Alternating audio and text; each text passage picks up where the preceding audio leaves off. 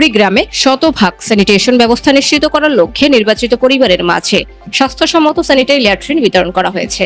বৃহস্পতিবার দুপুরে বেলগাছা ইউনিয়ন এর পলাশবাড়ি পশ্চিমপাড়া সরকারি প্রাথমিক বিদ্যালয় মাঠে এই অনুষ্ঠান অনুষ্ঠিত হয়। আয়োজনে ছিল ওয়ার্ল্ড ভিশন বাংলাদেশ এর কুড়িগ্রাম এডিপি।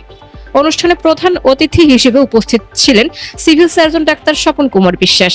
বিশেষ অতিথি হিসেবে উপস্থিত ছিলেন উপজেলা সমাজসেবা কর্মকর্তা, জনস্বাস্থ্য প্রকৌশল অধিদপ্তরের প্রতিনিধি এবং স্থানীয় জনপ্রতিনিধিরা। এ সময় নিবন্ধিত ও অনিবন্ধিত মোট 189 জন উপকারভোগীর মাঝে ল্যাট্রিনের পূর্ণাঙ্গ সেট বিতরণ করা হয়। প্রধান অতিথি বলেন, স্বাস্থ্যসম্মত স্যানিটেশন ও জনসচেতনতা বৃদ্ধি করা গেলে ডায়রিয়া ও টাইফয়েড সহ বিভিন্ন রোগ প্রতিরোধ করা সম্ভব।